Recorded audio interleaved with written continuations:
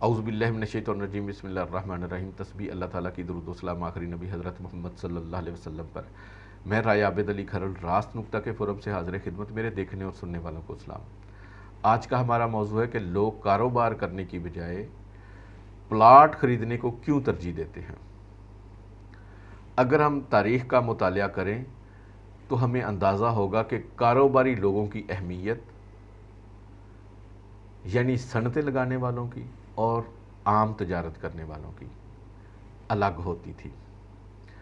جو تہذیبیں ناپید ہو گئی ہیں، ختم ہو گئی ہیں، ان کی باقیات کے آثار سے پتہ چلتا ہے کہ کاروباری لوگوں کی عزت، توقیر، اہمیت اور مقام الگ ہوتا تھا۔ ہر علاقے کا حکمران تاجروں اور صنعت کاروں کے مال، جان اور مصنوعات کی حفاظت کی ذمہ داری لیتا تھا۔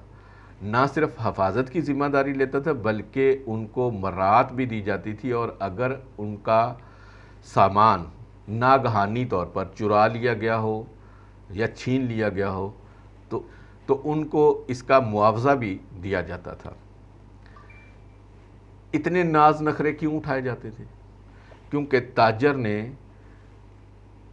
دوسرے علاقوں کی مصنوعات اس کے علاقے میں لانی ہوتی تھی تاکہ اس علاقے کے عوام اپنی ضرورت کے مطابق وہ چیزیں خرید سکیں، اور اپنی بنائی ہوئی مصنوعات ان تاجروں کے ہاتھ بیچنی ہوتی تھی تاکہ وہ تاجر ان مصنوعات کو دوسرے علاقوں میں لے جا کر فروخت کر سکے۔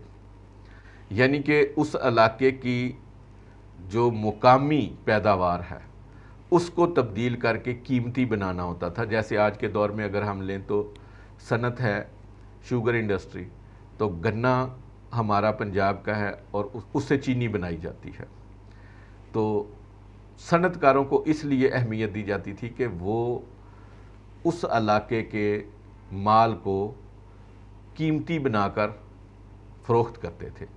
اس انڈسٹری لگانے کی وجہ سے نہ صرف ان کا خام مال استعمال ہو جاتا تھا بلکہ اس علاقے کے رہنے والوں کو روزگار بھی ملتا تھا، وہ علاقہ خوشحال بھی ہوتا تھا، ترقی بھی ہوتی تھی۔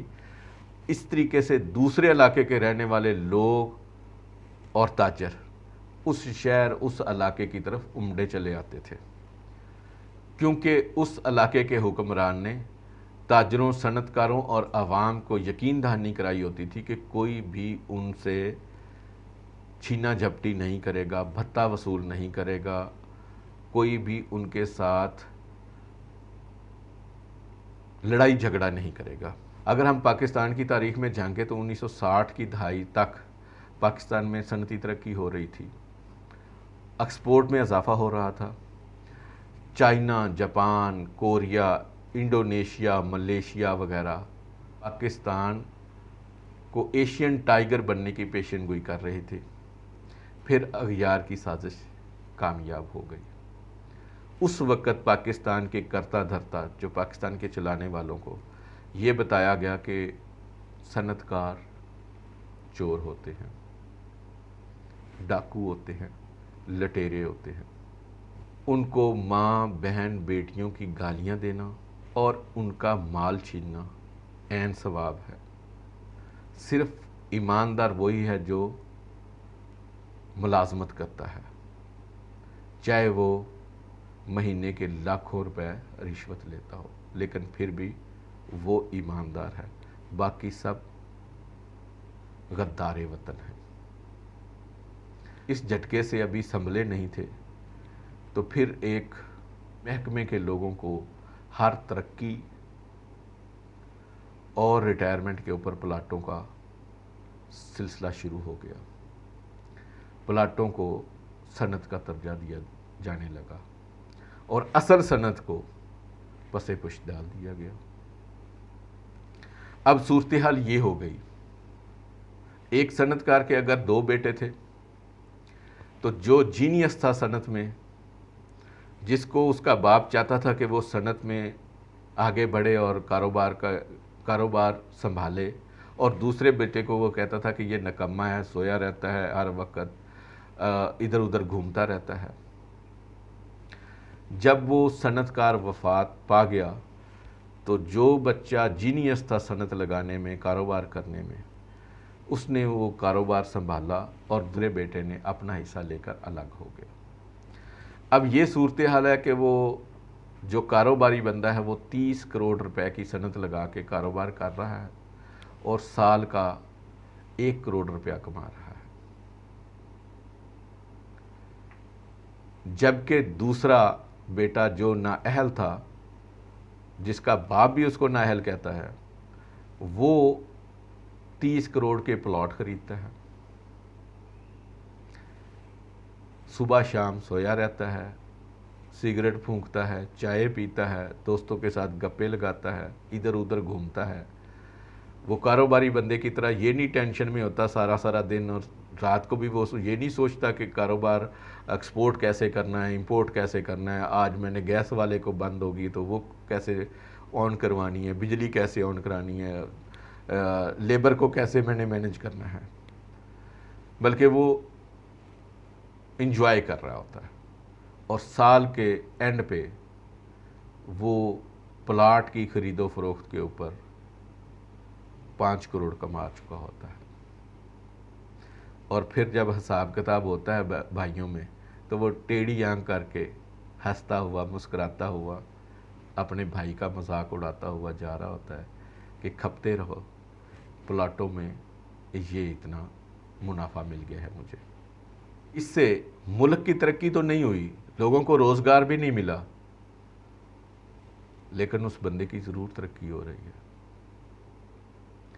انڈسٹری بند ہو رہی ہے، انڈسٹریلسٹ جو دادا پردادا سے انڈسٹریلسٹ تھے، وہ اپنی انڈسٹری بند کر کے، فروخت کر کے ہاؤسنگ سوسائٹیز لانچ کر رہے ہیں۔ جو تھوڑے سے کم ہیں وہ پلاٹ خرید رہے ہیں، کا خمیازہ عوام بھگت رہی ہے، روزگار ختم ہو رہا ہے، نئی ٹیکنالوجی، نئی چیزیں بند ہو رہی ہیں، سیکھنے سکھانے کا عمل ختم ہو رہا ہے، پاکستان کی ایکسپورٹ کم ہو رہی ہے، جس کی وجہ سے حکومت پاکستان کی آمدن بھی کم ہو رہی ہے۔ بجائے کہ ارباب اختیار انڈسٹریلسٹ کو، صنعتیں لگانے والوں کو تحفظ فراہم کرے، ان کو یقین دہانی کرائے کہ ان کے کاروبار کو کوئی خطرہ نہیں ہے، ان کے خلاف مہم چلائی جا رہی ہے کہ وہ چور ہیں۔ تو جو چور ہیں وہ پاکستان میں بزنس کیوں کریں گے؟ تو اس لیے لوگ کچھ بنگلہ دیش چلے گئے، چاہے بنگلہ دیش میں جو بھی ان کے ساتھ ہوا، کچھ کینیا چلے گئے، کچھ اور بھی کہیں اور بھی چلے گئے ہوں گے۔ وہ بے یقینی ہے کہ جب انڈسٹری بڑھ جائے گی تو وہ ان سے چھین لی جائے گی، یا کوئی بھتہ خور آ جائے گا وہ ان سے فیکٹری کو جلا دے گا، جیسے کراچی میں جلا دی گئی مزدوروں سمیت۔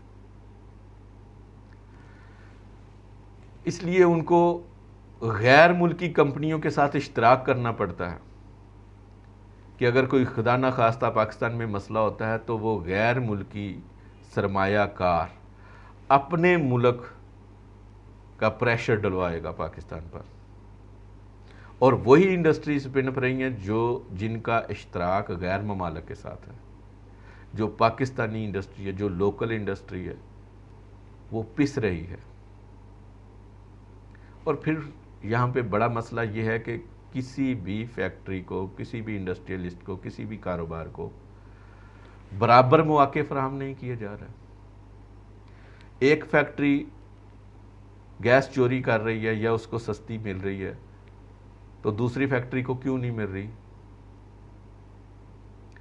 ایک فیکٹری کے لیے اگر چوری کی بجلی اور چوری کی گیس حلال ہے تو دوسری کے لیے کیوں حرام ہے؟ کیوں صنعت کاروں کو اپنے بال بچے باہر رکھنے پڑ رہے ہیں؟